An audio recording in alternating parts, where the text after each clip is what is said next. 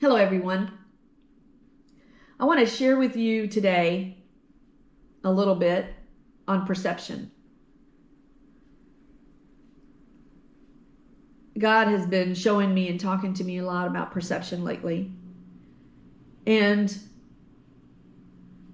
I want to share a few things with you concerning that. We all perceive things differently. Even when we are going through the same stuff, maybe even in the same household, we all have different challenges and we perceive things differently. I remember reading years ago the book on birth order. Our kids were small, and I was interested in the personalities of a child and where they are in the family. So they describe the characteristics and personality of the firstborn, the middle child, and the baby. And anyway, our our personalities influence our perception on things. So I was reading this birth order book, and I remember reading about how the middle child was a people pleaser and often left out.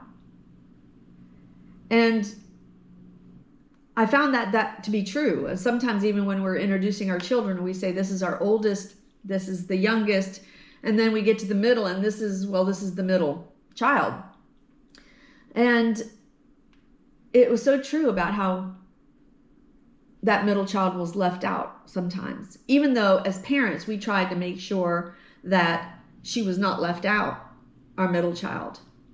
But it just seemed to happen. It was like a natural unwritten law of nature, that it just happened. And so one day we had a group coming from Mexico, from a church, from the States to Mexico, from a church in the States, and they came with a group to do a missions trip. And they wanted to do something special for us, and so they asked me the ages of our children and wanted to know, what age and sex, and so they could bring the appropriate gift. So they had a gift for two of our children and didn't have one for the third, which was our middle child. They had remembered that we had an older girl and that our son was the youngest, and they brought the gifts for them. And they gave these gifts to the two of our children and didn't have anything for the third, for the middle child. And I was like, I was saddened for her, because if it was me, I would have just not given the gifts. If I only had two gifts to give, I would have gone out shopping. I would have held on to the other two until I got a third gift and then given it, instead of just giving it to the two. And so those kind of things seem to happen all the time to her. And those kind of things actually form your personality and your character throughout life. It happened more than once to her. Anyway, our personality isn't the only thing that has to do with our perception. Experiences can dictate our perception, and expectations can influence it, and attitudes can influence our perception.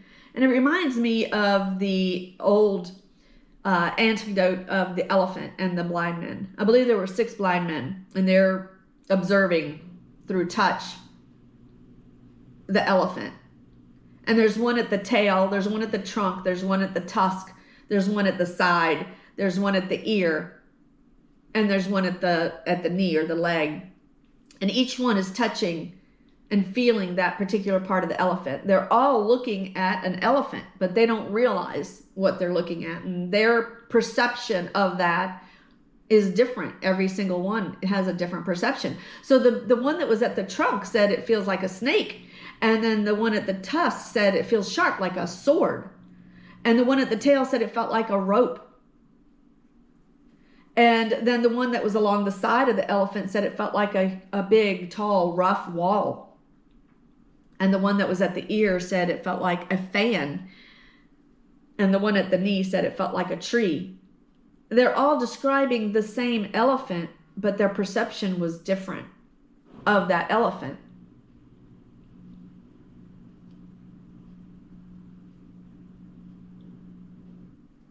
So each one had a different perception. Our perception isn't always reality. In fact, it usually isn't reality. It can very often be distorted. It is distorted because, as I mentioned, our experiences differ. Our expectations and our attitudes also come into play. The way we perceive things is not necessarily right or wrong. It's not that you are wrong and I'm right, or you're right and I'm wrong. Our perception changes. If we let resentment come in or bitterness about something, a lot of things can change perception. If we hold on to hate, our perception also is going to be one way. And so, as I mentioned already, our personality forms or shapes our perception on things. Experiences dictate our perception also. Our perception is important to recognize because it is a driving force behind our reaction to things. It's how we interpret something. Why did we react that way? Why do I see it that way? So our perception is important to recognize because it's the driving force behind our reaction to things. Besides the things that I've already mentioned, heredity comes into play. Our needs, our interests also influence our perception. Our expectations can influence our perception. Our friends influence our perception. Also, siblings. I remember one time receiving an email and it bothered me. And it bothered me so much, I read over and over, and it kept bothering me even more. And it got to the point where it bothered me so much, I thought, I'm just going to let my husband Richard read it and see what his opinion is, actually hoping that he would side with me and say, oh, this is what they meant. This is what it was all about. I wanted to get his point of view, but he didn't perceive it like I did. In fact, it almost made me mad because he didn't see it my way. He didn't perceive it like I was perceiving it. And I was taking it and it hurt. And he said, no, it's not. That's not the way he read it at all. I felt like I had to explain myself and defend my perception about it to him, try to convince him to see it my way. We always want things our way. One time years ago, Richard was talking to his brother, younger brother, by a year.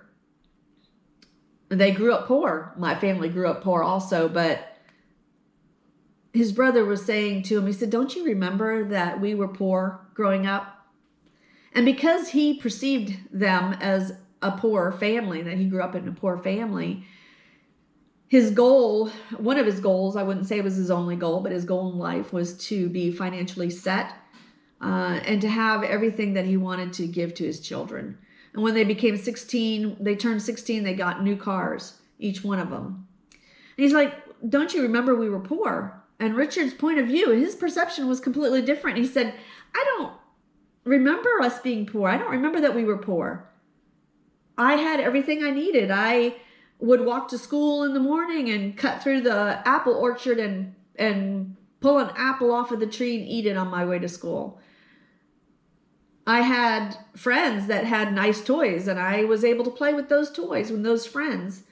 I didn't feel like I lacked anything. I had everything I needed and wanted. Again, the birth order, personalities, how we perceive things. His brother was a middle child and Richard is the oldest. So Colossians 3:2 says in the Passion Translation, well, let's read both, okay? Colossians 3:2, set your minds on things that are above, not on things that are on earth. And the Passion Translation says, yes, feast on all the treasures of the heavenly realm and fill your thoughts with heavenly realities and not with the distractions of the natural realm. These things, the bitterness and attitudes, our personality can be a distraction in the natural realm because they shape our perception and it can be distorted. But the good news is that we can change and improve our perception. And once we get rid of that pride, the pride is the worst thing, okay, that we can have. And we all have some, some of us more than others, but we all have some pride. And pride keeps us from seeing it. It keeps us from seeing things. But we can change and we can improve our perception if we get rid of pride.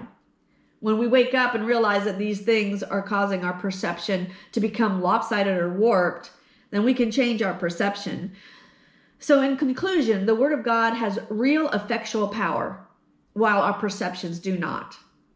Romans 1:16 and 1 Corinthians 1:18 talks about that. The Word of God has real effectual power, and our perceptions do not. One great way to change our perception, since we've already discussed it, is usually, it's not reality anyway, is to get into the Word of God. And the more you're exposed to the Word of God, the more the Word of God changes your perception. So let's remember that the Word of God has real effectual power, while our perceptions do not. And let's change our perceptions and get rid of pride and get into the Word. So hopefully that this little talk has helped you as it has helped me to see things, and that our perceptions, what our perceptions are like. And I hope and pray that you have a good day. Until next time.